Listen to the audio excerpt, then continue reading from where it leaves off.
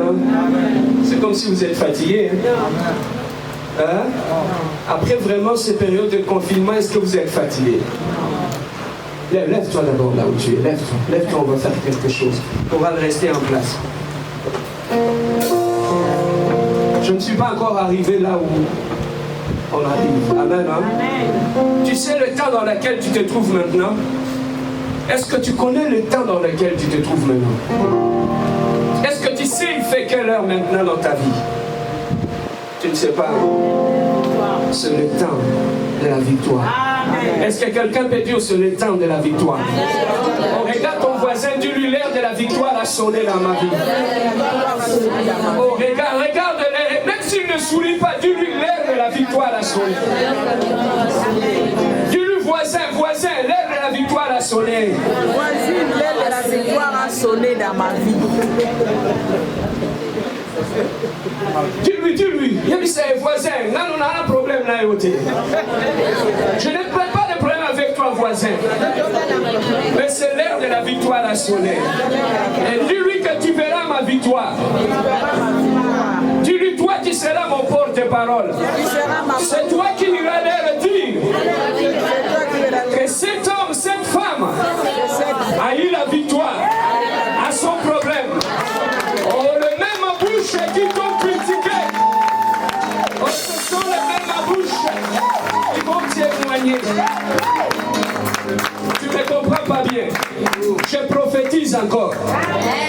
Les mêmes yeux qui ont vu ton humiliation, les mêmes yeux qui ont vu ta souffrance, les mêmes yeux qui ont vu ta honte, je déclare, ce seront les mêmes yeux qui verront la gloire de Dieu.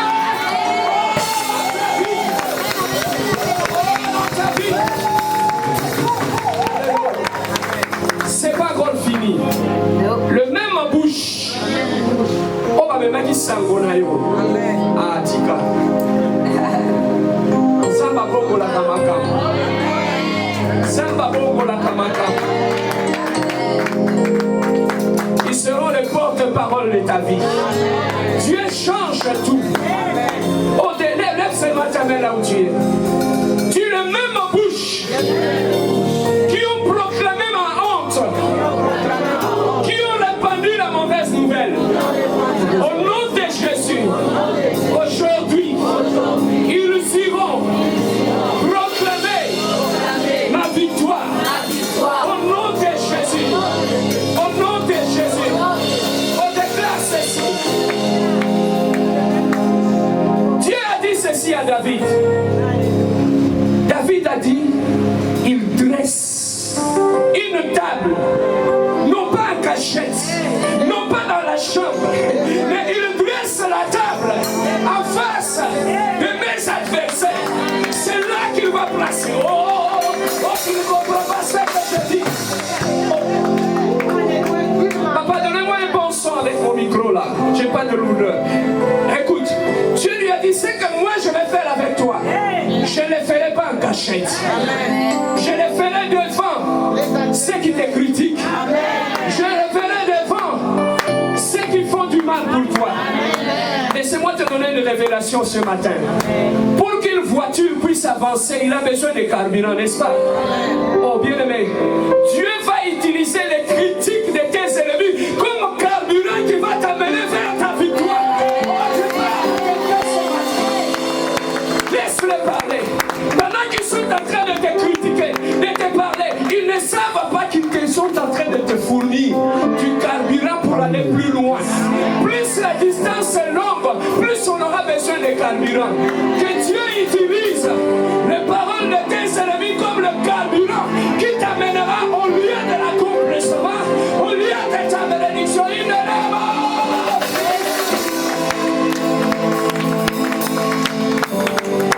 La foi, c'est de croire à ce que tu n'as pas encore vu. Est-ce que tu as vu ta victoire? J'aimerais qu'aujourd'hui que tu sois le prophète de ta vie. Dis-moi, quand tu regardes ton avenir, qu'est-ce que tu vois? Vas-y prophète, dis-moi, prophétesse, dis-moi. Lorsque tu regardes ton avenir, qu'est-ce que tu vois? Oh, qu'est-ce que tu dis? Dis-moi pasteur, qu'est-ce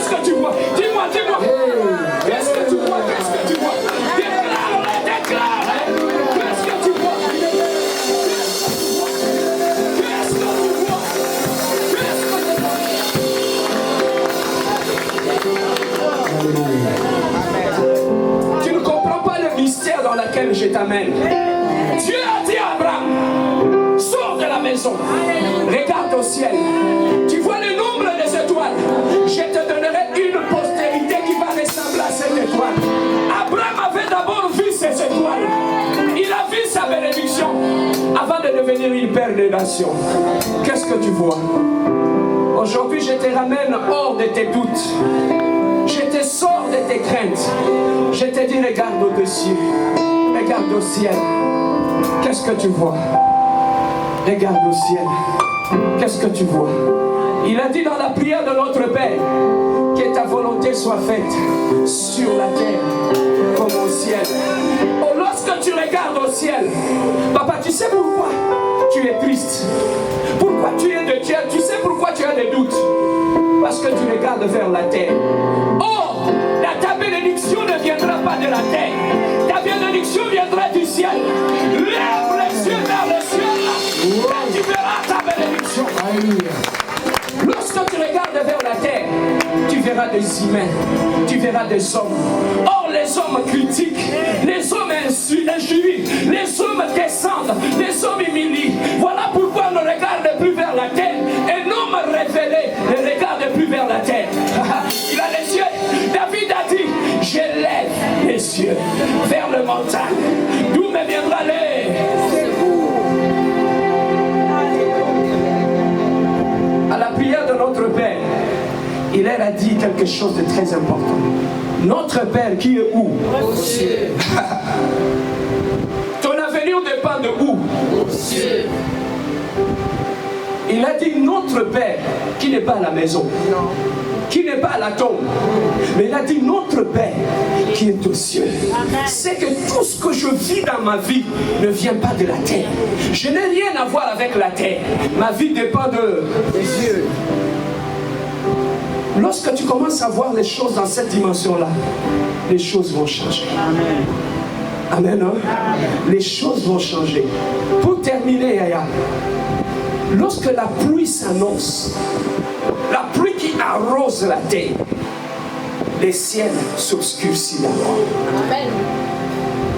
Ceux qui savent, même ceux qui lisent la météo, pour te définir réellement la météo, ils lisent le ciel. Parce qu'ils savent, ce qui tombe sur la terre vient d'où? Du ciel. Du ciel. Amen. Pasteur, mon oncle est sorcier, ma tante elle est sorcière, ils veulent me faire du mal. Tu as peur parce que tu regardes sur la terre. Mais lorsque tu lèveras les yeux, je lève mes yeux vers l'Éternel.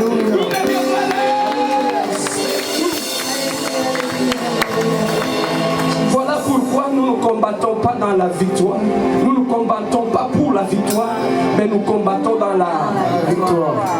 Le mot l'a mis sur la tête à la Libolo. Enlève tes yeux sur la terre, regarde vers le ciel. Tu verras ta victoire. Voilà pourquoi, papa, un homme de foi, tu peux avoir pitié de lui. Vraiment, ce qu'il est en train de traverser dans sa vie, j'ai pitié de lui. Mais un homme de foi, pendant que tu penses aller le consoler, tu le vois que lui, c'est lui qui te console maintenant. Parce que lui, sa vie ne dépend pas des circonstances qu'il vit. Sa vie dépend du ciel. Est-ce que c'est l'heure de la victoire dans ta vie? L'heure de la victoire, de la vérité a sonné la porte. Jésus soit loué. L'heure de la victoire, de la vérité a sonné dans mon cœur. Jésus soit loué. L'heure de la victoire, de la vérité a sonné dans mon cœur. Jésus soit loué.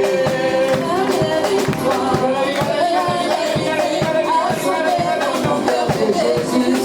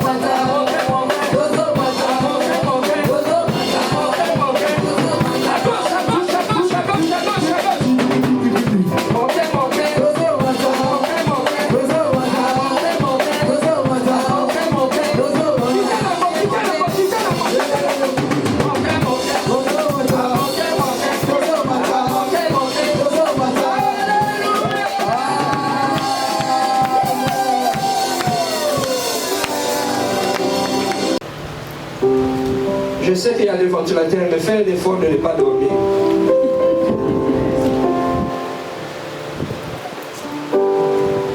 Et surtout si tu as mangé un bon foufou avant de venir ici. Ne me dis pas, pasteur, je vois des visions. Actes chapitre 13.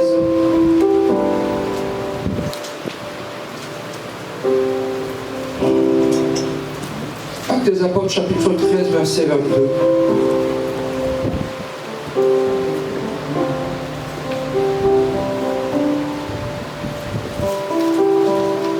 J'aimerais qu'avant que...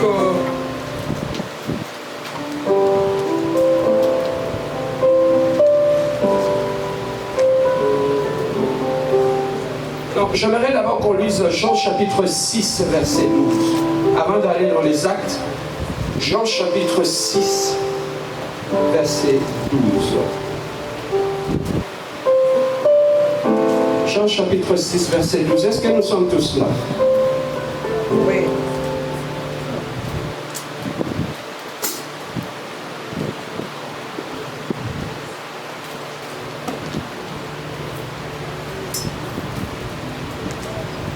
Jean chapitre 6, verset 12.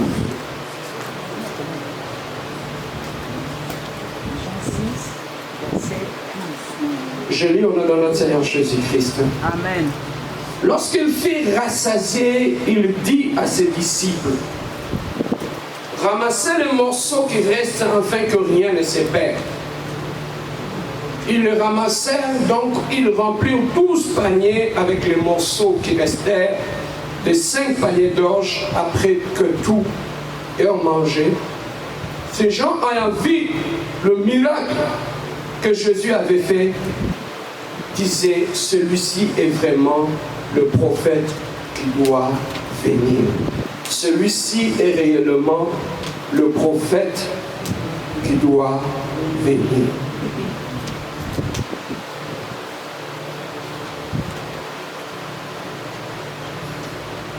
Bien-aimés, nous comprenons une chose, les thèmes, pendant quelques minutes seulement que j'aimerais exploiter aujourd'hui, je l'ai intitulé l'égoïsme.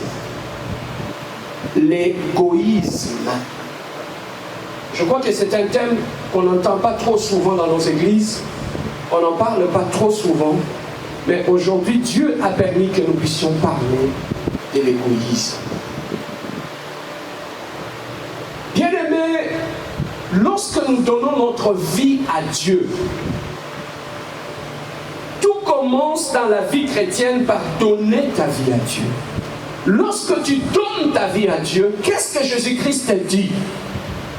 Jésus-Christ te dit, je suis à la porte, je suis en train de frapper. Celui qui entend ma voix, il ouvrira la porte et j'entrerai dans sa maison. Non seulement qu'il va rentrer, mais il va rentrer pour quoi faire? Jésus a dit, j'entrerai dans sa maison, je souperai avec lui et lui avec moi. J'entrerai dans sa maison, je souperai avec lui et lui avec moi. Donc, la vie chrétienne commence d'abord par ouvrir une porte.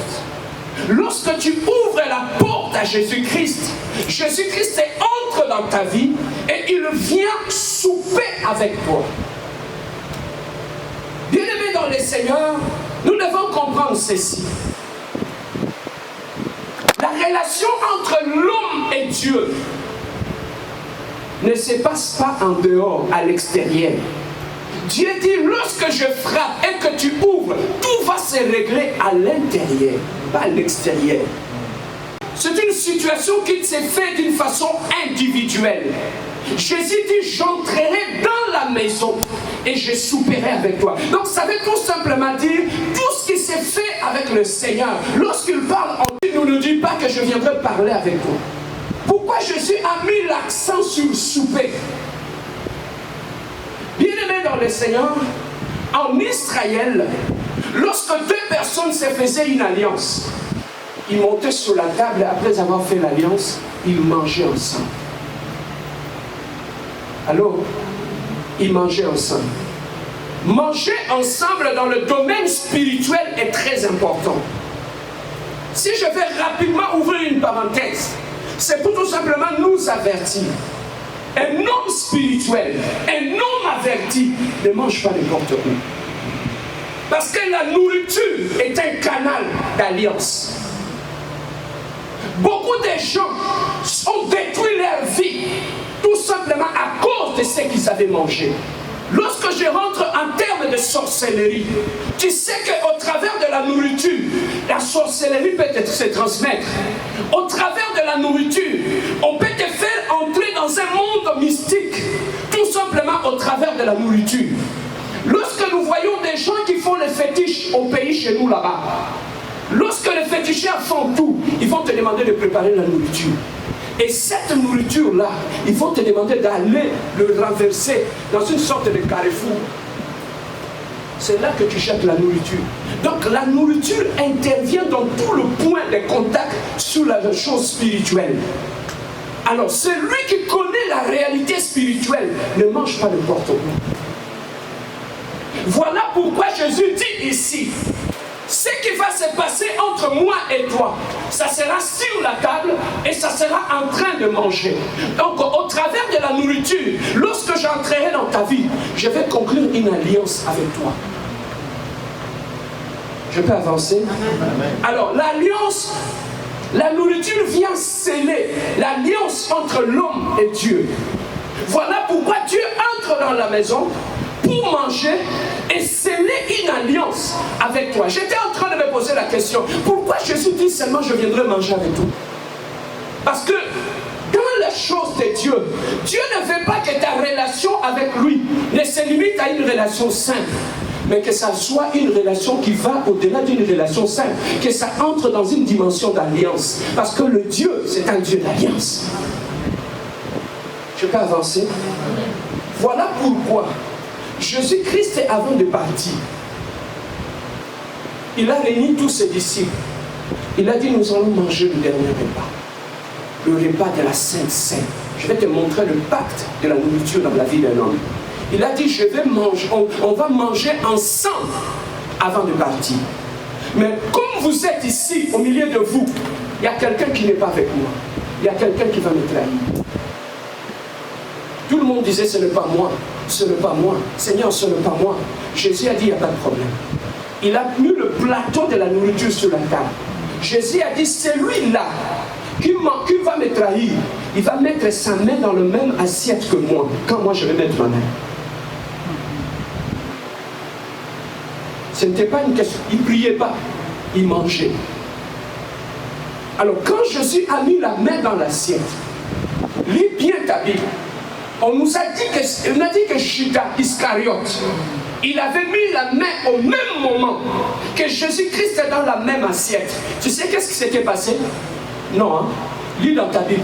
Tu vas trouver que quand il a mis la main dans la même assiette que Jésus-Christ, alors que son cœur n'était plus avec Jésus-Christ, la Bible nous dit les démons entrent en lui. Tu vois là où les démons sont rentrés dans la vie de Simon-Pierre, c'est de Judas Iscariote. C'est quand il avait mis la main dans la même assiette avec Dieu. Parce que Dieu savait que pour que j'aille à la croix, ils doivent me sacrifier. Mais une porte doit s'ouvrir pour que j'aille à la croix. Mais cette porte-là, le diable, c'est lui qui va l'ouvrir pour que j'aille à la croix. Voilà pourquoi, bien-aimé, dans l'alliance, il faut faire très attention avec la nourriture. Les démons sont entrés dans la vie de Judas Iscariote parce qu'il avait mis la main dans la même assiette que Jésus-Christ. Là, on ne joue pas avec la nourriture. La nourriture a un impact sur le plan spirituel. N'as-tu pas vu de petits enfants? Il dit, on m'a donné un beignet ici. Et quand je suis rentré la nuit, ils viennent me demander les beignets. Même, j'ouvre la parenthèse, même par rapport aux songes. Quand tu es un enfant de Dieu, tu as toujours des songes que tu manges la nuit. Faites attention. Pasteur, je vois toujours des songes où je distribue la nourriture dans la fête. Tu es déjà dedans. Pasteur, je vois toujours des songes où on me donne des choses à manger. Tu es déjà dedans. La nourriture est un canal puissant d'alliance dans la vie d'un enfant de Dieu ou de n'importe qui te fait rentrer dans le monde spirituel. Tu manges des choses la nuit que tu ne connais pas. Voilà pourquoi Jésus-Christ dit ici, il a choisi la nourriture quand il entre dans la vie de l'homme. Parce que ce qui se passe entre Dieu et l'homme, ne pas seulement physique, ne pas seulement charnel, mais c'est spirituel. Imagine-toi, si quelqu'un peut avoir de la sorcellerie, tout simplement parce qu'il a mangé la nourriture qui est en sorcellerie. Mais imagine-toi maintenant une nourriture que Jésus-Christ a bénie. Lorsque tu le manges avec toi, il te fait entrer dans une dimension Oh, je ne sais pas si tu comprends ces choses-là. Il te dit, ça va aller dans la dimension de la nourriture, dans une dimension d'alliance. Donc ma relation avec toi est plus profonde. Et après avoir créé cette relation avec l'homme, lorsqu'il entrera dans ta vie, la deuxième des choses, pourquoi Jésus-Christ entre dans notre vie pour venir souper avec nous? Parce que Jésus-Christ connaît quelque chose. Dans cette relation entre toi et Dieu, dans cette relation que Dieu a nouée avec toi, dans cette relation que Dieu a commencé avec toi, maintenant, je vais aller savoir qu'est-ce qui détruit cette alliance entre l'homme et Dieu? Qu'est-ce qui détruit cette relation entre l'homme et Dieu? C'est entre autres l'égoïsme. Celui qui entre dans ta maison, qui te donne sa nourriture, vous partagez la nourriture, ça veut tout simplement dire qu'il vient de casser la barrière de l'égoïsme entre toi et Dieu. Il a dit, je souperai avec toi. Il ne s'est pas arrêté là-bas. Il a dit, tu vas souper aussi avec moi. Donc ça va dans les deux directions. Moi, je souperai avec toi. Et toi aussi, tu vas souper avec eux. Donc la relation entre l'homme et Dieu, c'est une relation où deux personnes s'aiment et ils sont prêts à marcher ensemble et aller loin. Mais qu'est-ce qui arrive? Lorsque nous donnons notre vie à Dieu, la société actuelle dans laquelle nous vivons nous impose une façon de faire les choses. Nous vivons dans une société qui nous impose comme mode de vie l'égoïsme. Avec tous les principes, chacun pour soi, Dieu pour tous. Nous vivons dans un siècle, bien-aimé, où l'égoïsme a pris le dessus. Où l'égoïsme, bien-aimé, a pris le dessus et que l'homme ne se retrouve plus. Mais il y a une chose que nous devons comprendre. Dans l'alliance entre l'homme et Dieu, pour piéger l'homme, le diable l'amène à fonctionner dans l'égoïsme. Je vais vous montrer avec le temps, vous allez voir comment l'égoïsme détruit la vie de l'homme et détruit sa relation avec Dieu. Bien-aimés, nous allons comprendre d'abord, c'est quoi au fait l'égoïsme, Pasteur Serge? C'est quoi l'égoïsme? L'égoïsme, c'est cette tendance qui nous amène toujours à privilégier nos propres intérêts. L'égoïsme, c'est une tendance qui nous amène à privilégier d'abord nos propres intérêts au dépens de celui des autres qui nous entourent. L'égoïsme, c'est cette tendance qui nous amène à privilégier d'abord nos propres intérêts au dépens des autres, au dépens de tout ce qui nous entoure. Alors, qui est un égoïste? Un égoïste, c'est celui qui pratique l'égoïsme comme mode de fonctionnement. Pourquoi on l'appelle égoïste? Parce que dans son fonctionnement, il fonctionne avec une mentalité d'égoïsme. Or, on nous a dit que et l'égoïsme, c'est cette tendance de privilégier d'abord nos propres intérêts par rapport aux autres. Donc, un égoïste ne voit pas les autres, il ne voit que lui-même. Un égoïste ne fonctionne que par rapport à lui-même. Mais pasteur Serge, d'où vient l'égoïsme en fait? Lorsque Dieu avait créé l'être humain, Dieu ne l'avait pas créé égoïste. D'où vient l'égoïsme? Bien aimé, l'égoïsme, tu peux l'hériter de tes parents, dans ton sang. Tu peux hériter lorsque dans le sang de tes parents, il y a eu de l'égoïsme, cette tendance à ne voir que leurs propres intérêts.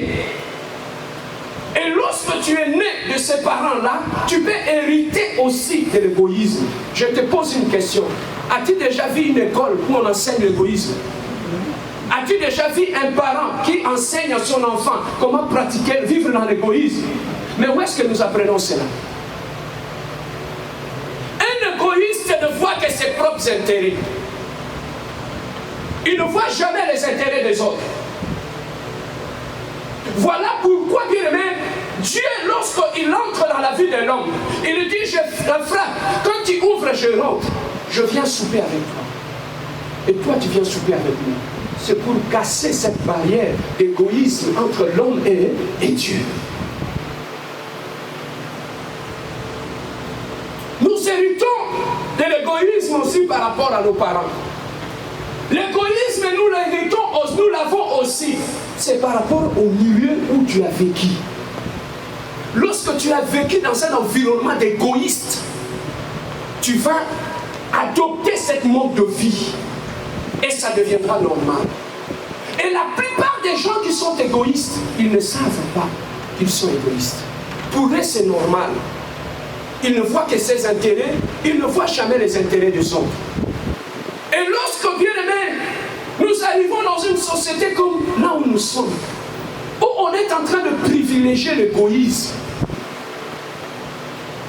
les choses changent. L'égoïsme, au-delà d'être un lien que tu peux hériter de tes parents, l'égoïsme, ça peut aussi venir de l'éducation que tes parents t'ont donnée.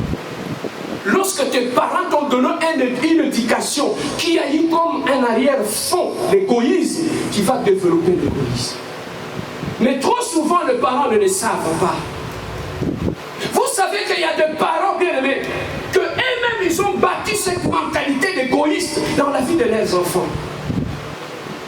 Tu as des enfants, que tu les élèves à la maison. Moi, mes parents me disaient toujours, ce qui est à toi est pour tes sœurs aussi. Depuis mon enfance, je sais ce qui est à moi est aussi à mes sœurs. Tu sais, il y a des enfants qui développent l'égoïsme depuis le bas âge. Observez le comportement de l'enfant. Le psychologue peut te le dire. Un enfant, dès le bas âge, il peut déjà développer cette mentalité-là. Ce qui est à lui est à lui. Tu vas écouter seulement les genres de langage. Même quand ta soeur utilise ton parfum à la maison, vois que sa réaction, comment il se fâche. C'est l'égoïsme. Ça commence par là. Et l'enfant a des jouets. Il n'est même pas capable de les partager avec les autres. Ça peut commencer là. Et cet égoïsme que tu traînes dans ta vie va détruire ta vie. Si aujourd'hui, nous avons beaucoup de divorces, le plus grand problème dans nos mariages, on a grandi avec cette mentalité d'égoïste. Et lorsqu'on entre dans le mariage, dans le mariage, c'est un partage. Alors, un égoïste, il peut te dire, je t'aime du matin au soir. Mais quand il s'agit de l'argent, l'amour.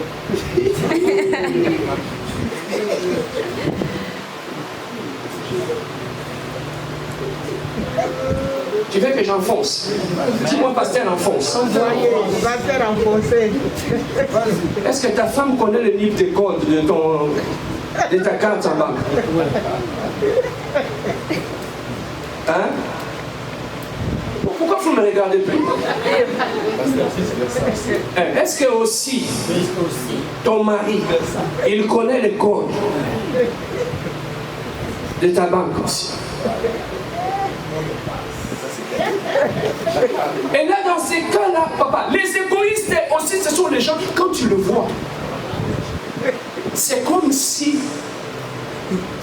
sans toi, il va mourir. Si je ne te vois pas, je suis mort. Quand je te regarde, je te trouve belle comme le fille de Galilée. Tu es gentil comme le fille de Job, escroc.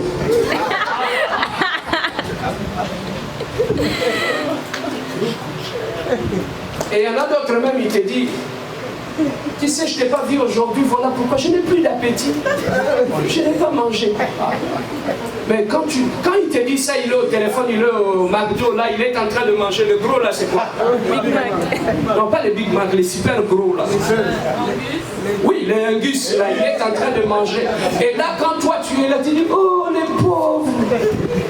Jacquemin. Bien-aimé, un égoïste, lorsque tu as cette mentalité-là en toi, il te sera très difficile de fonctionner d'abord avec Dieu. La Bible nous dit ceci: cherchez d'abord le royaume de Dieu et le reste vous sera donc. Donc lorsque tu commences ta relation avec Dieu, Dieu te montre ici d'abord, ce sont mes intérêts que tu dois chercher. Donc la première des choses dans ma relation avec toi, c'est d'abord mes intérêts, de chercher d'abord le royaume des cieux. Mais lorsque tu fonctionnes en mode d'égoïsme, tu vas bâtir ta relation avec Dieu sur fond d'égoïsme. Voilà pourquoi beaucoup de nos prières ne sont pas exaucées. Pourquoi? Parce qu'avec Dieu, la première des choses, ce sont ses intérêts d'abord. Or, un égoïste, on nous a dit, il privilégie d'abord ses propres intérêts. Mais comment tu peux fonctionner avec Dieu quand tu privilégies d'abord tes propres intérêts? Or, quand tu vas vers Dieu, Dieu te dit, mets tes intérêts à côté. Cherchez d'abord le royaume de cieux. Le royaume des cieux, c'est quoi? C'est ça la volonté même de Dieu. Il te dit ici, quand je commence avec toi, tu ne peux plus en première position tes volontés, tes désirs. Donc en première position, cherche d'abord ma volonté. Cherche d'abord mes intérêts.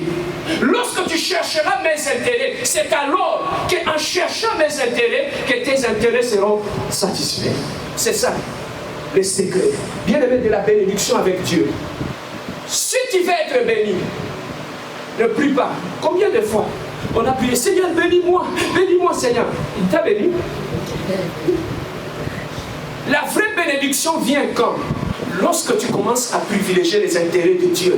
Et lorsque Dieu voit dans ta vie que tu commences à chercher d'abord les intérêts de Dieu, c'est alors que les autres choses vont te suivre. Il a dit ceci: à ceux qui auront crié, voici les bénédictions qui accompagneront ceux qui auront crié. Il ne nous a pas dit d'aller chercher les bénédictions. Il a dit, quand tu crois en Dieu, quand tu fais des intérêts de Dieu, ta première position, voilà les bénédictions qui vont t'accompagner. Donc les bénédictions sont attachées à la position que tu donnes à Dieu dans ta vie. Bien-aimé, Dieu, laissez-moi te dire une chose. Dieu n'agit que là où il y a ses intérêts. S'il y a quelqu'un qui cherche d'abord ses intérêts, c'est Dieu. Là où il n'y a pas d'intérêt, Dieu n'agit pas. Lis la Bible de Genèse à l'Apocalypse. Partout où Dieu a agi, il agit par intérêt. Hein? Il agit par intérêt. Donc, si Dieu va te bénir, il va te bénir d'abord pour ses propres intérêts. Voilà pourquoi quand tu pries Dieu, tu demandes à Dieu de te bénir. Dieu ne te bénit pas. Pourquoi? Parce que dans ta prière, il ne trouve aucun intérêt. Voilà pourquoi tes prières passent comme ça. Faites passer d'abord les intérêts de Dieu devant dans ta vie. Papa, moi quand j'ai compris ça, avant de prier, qu'est-ce que je fais? Je dis dans cette prière que je vais faire, bon, je vais demander à Dieu le mariage. Le mariage que je vais demander à Dieu, quel est l'intérêt de Dieu dans ces mariages?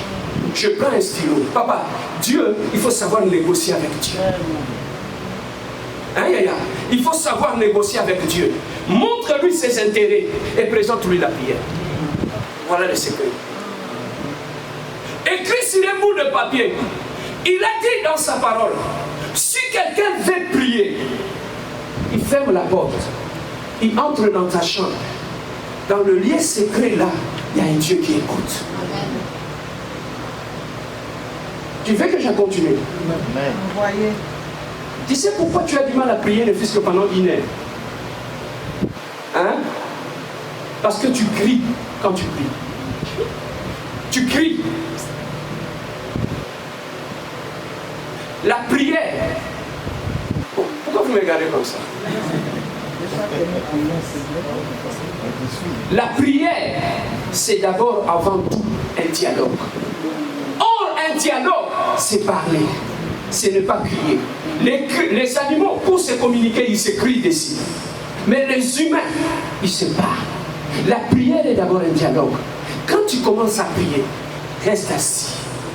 Imagine-toi que Dieu est là, présent devant moi. Je commence à lui parler. Papa, tu vois ça, tu vois ça. Il faut savoir négocier. Tu entres dans la salle de négociation avec Dieu avant ta prière. Tu as écrit déjà les intérêts de Dieu sur un bout de papier. Seigneur, je te demande que tu me donnes un bon mari comme le pasteur Serge.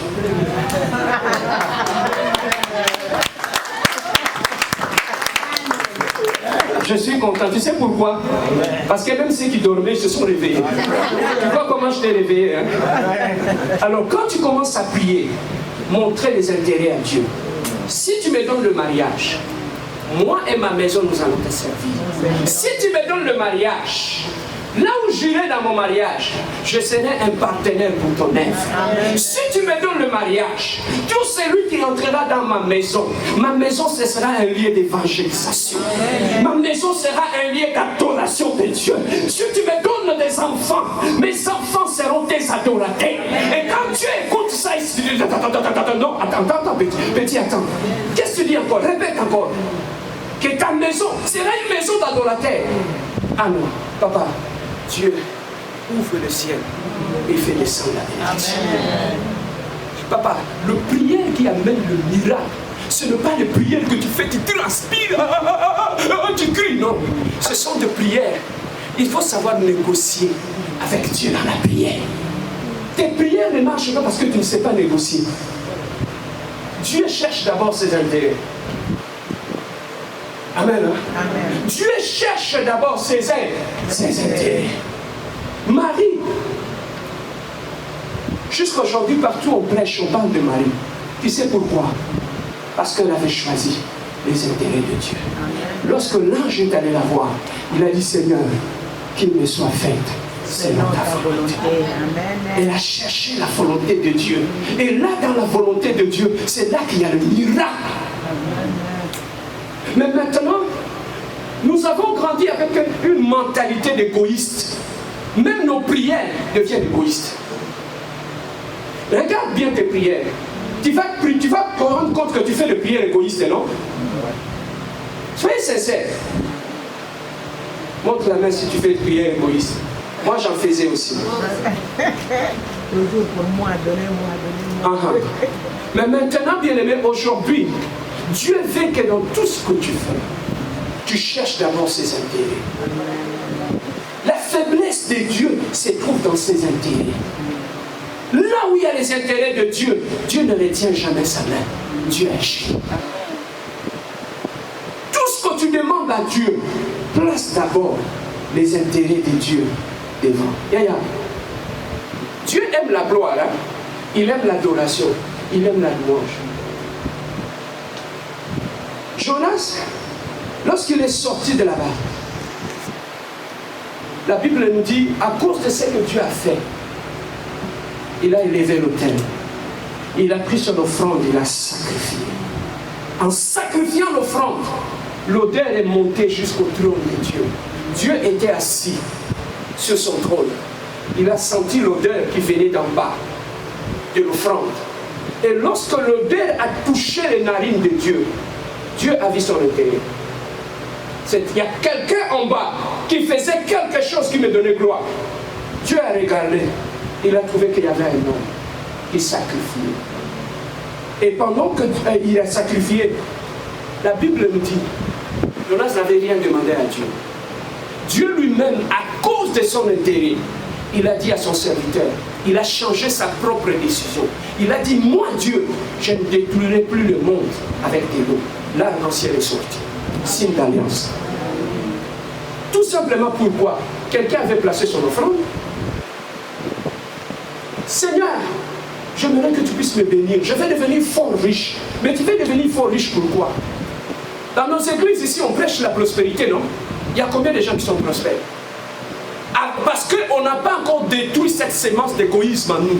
On vient nous ajouter encore la prospérité. D'où cette prospérité a créé de l'orgueil en nous. Une personne qui n'est pas encore guérie de l'égoïsme, lorsqu'il devient prospère, il devient un obstacle, il devient un problème pour les autres. Comment un égoïste ne peut pas voir la main de Dieu? Lorsque Dieu nous bénit, la Bible dit l'homme est béni par l'homme. Dieu bénit l'homme par l'homme. Dieu pour te bénir, il ne descendra pas là. Il a dit à Moïse, j'ai entendu les cris de mon peuple. Je suis descendu pour délivrer mon peuple. Mais Israël n'avait pas vu Dieu de leurs yeux. Mais Dieu a utilisé les hommes pour sa délivrance. Donc pour te répondre à tes prières, Dieu utilisera les hommes. Dieu ne descendra pas sur la terre. Voilà pourquoi Dieu bénit l'homme par l'homme. Dieu va te bénir, il va te donner l'argent pour qu'au travers de toi, tu sois un canal de bénédiction d'autres personnes. Tu bénis d'autres personnes. Et quand tu le bénis, ces gens-là vont adorer Dieu, n'est-ce pas? Qui va avoir la gloire? Moi. Qui va avoir la gloire? Dieu. C'est Dieu. Oui. Tu vois que ta bénédiction a servi pour glorifier Dieu. Même si tu es égoïste, même quand Dieu te demande de donner, il ne va pas te donner. Même pour nous bénir, Dieu nous bénit pour un but. Même pour le mariage, Dieu nous marie pour un but. Même pour devenir pasteur, Dieu le fait pour un but. Même lorsque tu demandes à Dieu une maison, montre à Dieu les intérêts qui seront attachés à cette bénédiction, à cette maison. Pourquoi, papa? Il y a d'autres prières que nous faisons. Dieu te regarde comme ça quand tu commences à prier. Dieu sourit. Il dit, mais tu es escroc. Tu sais pourquoi? Tu plais, Seigneur, bénis-moi, Seigneur, donne-moi ceci, Seigneur, donne-moi cela. Laissez-moi te dire une chose. Ne dors pas. Combien de gens, ils ont demandé un bon mari, une bonne femme à Dieu. Dieu leur a donné un bon mari ou une bonne femme. Aujourd'hui, ils ne viennent plus à l'église. Hein. Quand tu les appelles, ah, pasteur, le mariage, il y a trop d'occupation, les enfants. Tu penses que Dieu peut te donner une bénédiction qui va t'éloigner de lui? Voilà pourquoi nos prières ne marchent plus. Parce que quand tu pries, Dieu regarde la disposition de ton cœur. Dieu ne peut pas te donner une bénédiction qui va t'éloigner de lui. Mais la bénédiction de Dieu te rapprochera de Dieu et ça sera une occasion d'adoration et une occasion de gloire. Voilà pourquoi, bien aimé, nous comprenons que l'esprit d'égoïsme t'empêchera d'aller loin avec Dieu. Oh, même dans l'église de Dieu, cette église appartient à Dieu, n'est-ce pas? Ce n'est pas l'église qui appartient à ça, l'église appartient à Dieu, ça n'appartient jamais à un homme. Mais bien aimé, dans cette église, celui qui a l'esprit de Dieu en lui, qui a vaincu l'égoïsme dans son cœur, quand il entre dans l'église, le premier sentiment qu'il ressent dans son cœur, c'est la maison de mon Père. Si tu ne l'as jamais senti, Yaya, tu passes ton temps inutilement dans l'église. Est-ce que quand tu t'assois dans cette église, tu te sens dans la maison de ton Père? Oh, dans la maison de mon Père, je n'ai pas besoin que mon Père me demande. Quand je pars visiter mon Père, je n'ai pas besoin qu'il me demande quoi que ce soit. J'ouvre son frigo, quand je vois qu'il n'y a pas de nourriture, je vais aller faire la provision pour mon Père. À cause de la filiation, de l'amour que j'ai pour mon Père. Papa, quand tu vois, on commence à demander, là où on demande des choses, sache que l'amour n'est pas là. Là où il y a le vrai amour, on ne demande rien. Quand tu commences à demander à ton mari, depuis qu'on s'est marié, tu ne m'as jamais acheté de fleurs. Il n'y a pas d'amour. Un homme qui aime, il achète de fleurs. Un homme qui aime, il amène au restaurant. Moi, je ne demande rien à ma femme, mais elle me bénit tout le temps. Tu vois? Donc, là où il y a le vrai amour, on ne demande rien. la personne observe, il sent le besoin. Même l'amour entre nous les humains, pour que l'amour vrai existe, les intérêts doivent être là. Le problème, nous avons des problèmes dans nos mariages. C'est parce qu'on épouse des gens qui n'ont aucun intérêt par rapport à notre vie. C'est parce que, pourquoi tu l'as épousée? Elle est belle. Il est cute. Il parle bien français. Il a des cheveux comme ça. Ce n'est pas ça qui pousse quelqu'un à épouser. Épouser une personne par rapport à qui tu trouves tes intérêts là-dedans. J'épouse cette femme. Mes intérêts, c'est quoi? Parce que je sais qu'en m'aimant, j'aurai la paix. C'est d'abord la première intérêt. J'épouse cette femme parce que je sais qu'avec son éducation, elle va éduquer mes enfants. J'épouse cette femme parce que je sais que c'est une femme entreprenante. Elle est indépendante. Ce n'est pas une femme qui va rester à la maison manger le bourrassa là-bas.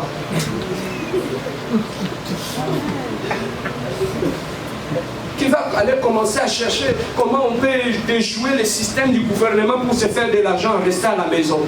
Vous allez tourner en rond. Nous sommes dans une époque où la femme amène des idées, l'homme amène des idées. Et on met ensemble, ça crée des développements de la famille. Pourquoi? Parce qu'il y a des intérêts. Vous les jeunes, vous n'êtes pas... Moi je suis... J'ai dit à ma femme, je ne t'ai pas épousée parce qu'à cause de cheveux ou de quoi. Moi si je t'ai épousée, c'est parce que j'avais un plan dans ma vie. Il faudrait que je puisse trouver une animatrice de ma vision. Amen. Amen.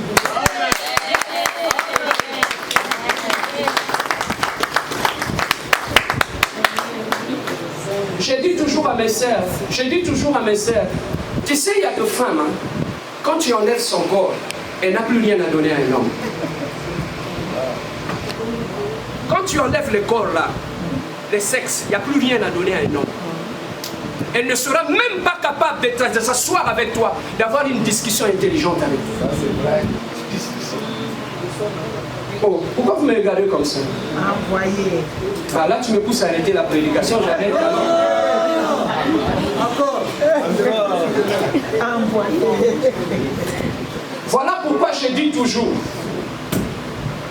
moi, ce qui m'impressionne chez une femme, c'est d'abord son intelligence. La beauté, ça finit avec le temps.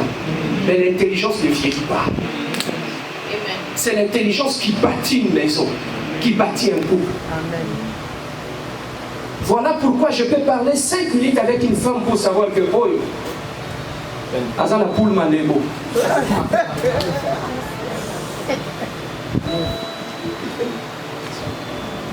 Voilà pourquoi, papa, en tant qu'enfant de Dieu, tu dois aussi fonctionner comme Dieu. Là où tu trouves tes intérêts, agis. Là où tu trouves, papa, moi-même dans les choses de Dieu, hein, je suis maintenant dans le pratique, même dans les choses de Dieu. Aujourd'hui, je prêche, tu es béni. Mais comment? Moi, j'ai appris toutes ces choses-là. J'ai compris une chose. J'ai localisé tous ceux qui ont des grâces dans la prédication. Tu sais qu'est-ce que je fais? Je commence à lui donner des cadeaux. Quand je touche son cœur, il va ouvrir son cœur pour me dire des secrets qu'il ne dit pas à tout le monde. Il y avait un pasteur qui sont venus de Chicapa, de vieux papas, ils sont venus prêcher dans l'église. Ils avaient de 40 ans, de 50 ans de ministère. Ils ont donné des séminaires des serviteurs de Dieu. Quand ils ont fini, je suis allé leur demander, est-ce que je peux vous inviter chez nous? Ils sont arrivés. Je les ai achetés des chemises, des chaussures, j'ai donné à ces papas-là. Tu sais qu'est-ce que ces papas m'ont dit? Mon fils, assis-toi ici. C'est que nous n'avons pas dit à tout le monde à la conférence là-bas, on va ouvrir nos cœurs, on va te le dire. Lorsque le cœur de l'homme est content, la bouche s'ouvre, il te dit des secrets. N'est-ce pas? Regardez le papa. Quand tu lui donnes une bonne nourriture, un bon foufou, quand il mange, il peut même te dire des secrets. Oui. Ma défunte mère disait tout le temps, mon fils, si tu veux entrer dans le cœur d'un homme, il faut lui passer par la bouche. Une femme qui s'est bien préparée. Hein? les intérêts. Donc, lorsqu'on cherche, si tu veux aller loin avec Dieu, cherche les intérêts de Dieu dans tout ce que je fais. Je suis en train de conclure pour terminer.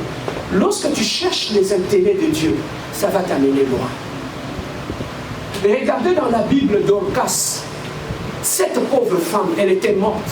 Mais dans sa vie et la fin de sa vie, elle cherchait toujours les intérêts de Dieu dans la maison de Dieu. Quand elle est entrée dans la maison de Dieu, elle a vu de pauvres dans l'église. Elle achetait des habits, elle achetait des choses pour le pauvre dans l'église. Mais la Bible nous dit, le jour où elle était morte, le jour où elle était morte, la Bible nous dit, ce pauvre femme qui était à l'église, ils ont pris les habits, ils ont levé. Ils ont dit, Seigneur, la mort d'autres personnes, mais pas de cette femme. Et Dieu a dit à Pierre, va prier pour cette femme. Et la femme est ressuscitée. Qu'est-ce qui a ressuscité cette femme? Parce qu'elle a fait de sa vie une vie où elle cherchait d'abord les intérêts de Dieu. Sortant un peu des prières égoïstes, commencez maintenant à chercher les intérêts de Dieu. Quand tu entres dans la maison de Dieu, papa, moi je dis à ma femme, même quand on va faire des courses pour la maison, je dis, même dans nos courses là, Dieu doit trouver son intérêt. On achète de l'eau pour l'église, on achète du jus pour les enfants, on achète des papiers de toilette. Tu sais pourquoi? Dans tout ce que je fais dans ma vie, j'associe toujours Dieu. Et le moyen d'associer Dieu dans ta vie, c'est de chercher les intérêts de Dieu dans tout ce que tu fais. Même quand j'ai une coopération à faire, quand je vais aller à faire une coopération, je me dis toujours, Seigneur, si cette coopération marche, voilà ta part. Tu penses que Dieu va te laisser? Il ne te laissera jamais. Mais le plus gros problème, c'est quoi? L'égoïsme va nous pousser à tromper Dieu. Seigneur, si tu me bénis, tu me donnes ceci, je vais faire ceci avec toi. Quand Dieu te bénit, qu'est-ce que tu fais pour lui? Est-ce que Dieu trouve-t-il son intérêt dans ta main? Quand tu sors chaque matin pour aller au travail, j'ai dit, Seigneur, quand je prends ma voiture pour aller au travail, protège-moi. Parce que quand je sors là, ton intérêt est là-dedans aussi. Je vais payer ton loyer, je vais payer ma dîme, je vais donner mon offrande dimanche. Donc, toi, ton intérêt ici, 50-50. Dieu ne te protégera pas. J'ai dit à Dieu, quand je suis arrivé ici, je dis, Seigneur, si tu me donnes un travail, je te servirai. Je continuerai à te servir. Je continuerai à être fidèle à tes servants. Voilà mon intérêt. Et quand Dieu m'a permis que je puisse trouver ce travail-là, aucun jour je vais manquer l'église pour le travail. Ça fait aujourd'hui, jour après jour, presque même dans les 15 ans là où je travaille, j'ai le même emploi. À cause de la promesse que j'avais faite à Dieu. Si tu me donnes un travail stable, Seigneur, voilà ta part. Dieu, c'est un négociant. Quand tu sais négocier avec Dieu dans la prière, Dieu oui. Trop souvent, nous ne savons pas comment négocier avec Dieu dans la prière. Voilà pourquoi Dieu ne trouve pas son compte dans ce que nous faisons. Et il sera difficile. Anne, on était en train de l'insulter, Anne. Sa belle-mère, sa rivale, Pénina, était en train de l'insulter chaque jour, de la mortifier. La Bible nous dit, il partait chaque jour au Shiloh prier. Mais Anne ne voyait pas toujours la main de Dieu. Elle ne voyait pas toujours la main de Dieu. Jusqu'à ce qu'elle s'est mise à genoux, elle a dit, bon, je quitte un peu la dimension de donnez-moi. Je vais négocier avec Dieu. Anne a dit à Dieu, si tu me donnes un enfant, cet enfant-là, je vais te le remettre. Et Dieu a dit quoi? Cet enfant, tu vas me le donner, il va me servir. Dieu a ouvert le ventre de cette femme, elle a placé un enfant. C'est cette mentalité d'égoïsme qui nous empêchera. Papa, ce ne sont pas les sorciers qui vont bloquer notre vie, hein. C'est notre égoïsme par rapport à Dieu. C'est ça qui va nous bloquer, notre propre égoïsme. N'as-tu jamais pensé que je pars à l'église, les gens boivent de l'eau? On ne peut pas te voir un dimanche, tu viens avec un bac d'eau ici. Il y a des enfants qui sont à l'école le dimanche. Hier, je suis parti faire des courses avec ma femme. J'ai dit, on va trouver l'intérêt de Dieu. On va acheter du chi, des choses pour les enfants de l'école le dimanche. C'est ça qui amène la bénédiction de la vie. Fais de ta vie une vie où Dieu trouve ses intérêts. Voilà pourquoi, dès le départ, il dit cherchez d'abord quoi? Le royaume des cieux. Le royaume des cieux, c'est d'abord la vie. Placer les intérêts de Dieu en premier. Et ça va t'aider à évoluer avec Dieu. Et l'égoïsme, pour terminer, lorsque tu fonctionnes avec une mentalité d'égoïsme, tu ne seras jamais béni. Si tu fonctionnes avec cette mentalité, tu ne seras jamais béni. Pourquoi? Parce que la Bible nous dit, aussi longtemps le ciel et la terre subsistera, la loi de la moisson et de la semaille va exister. Tout ce que l'homme aura sémé, il le moissonnera. Moi, j'ai compris ça. Je fais de ta vie, de la vie de l'autre, une terre où je peux s'aimer pour que je sois béni. Pour que je sois béni. Donc, à chaque fois que tu bénis ton frère, à chaque fois que tu bénis ta sœur, tu te bénis toi-même. À chaque fois que tu bénis ton pasteur, tu te bénis toi-même. À chaque fois que tu bénis. Voilà pourquoi j'ai un principe où je dis, la bénédiction que tu acclames te réclamera. Je ne sais pas si tu comprends. La bénédiction que tu acclames te réclamera. Ça veut tout simplement dire, quand ton frère est béni, quand tu acclames sa bénédiction va te réclamer aussi. Tu vas te bloquer quand tu ne sais plus acclamer les bénédictions des autres. Tu te bloques. Mais la bénédiction retient ceci. La bénédiction que tu acclames te réclame. Quand j'acclame ton succès, quand j'acclame ta réussite, ta bénédiction, ta réussite va me réclamer. Amen. Amen. Donc voilà cette mentalité de l'égoïsme, quand elle tombe, tu fonctionnes comme un bon mari. Tu fonctionnes comme une bonne femme. Or, la Bible nous dit, Adam, je te ferai une aide semblable, n'est-ce pas? Alors, le but du mariage, ça veut dire simplement dire, j'amènerai quelqu'un qui va t'aider à atteindre l'objectif, n'est-ce pas? Oui. Mais quand tu as un égoïsme, comment tu vas aider? Impossible. C'est ça qui fait que tu t'es marié avec un esprit d'égoïsme et le mariage moyen Simba. Exactement. La mentalité d'égoïsme va attirer la pauvreté dans ta vie. Parce que tu vas fermer ton ciel. Parce que à cause de l'égoïsme. Est-ce que quelqu'un a été béni ce matin? Amen. J'aimerais que tu marches maintenant avec cette mentalité-là, de savoir donner, de savoir bénir les autres. Lève-toi là où tu es, nous allons prier.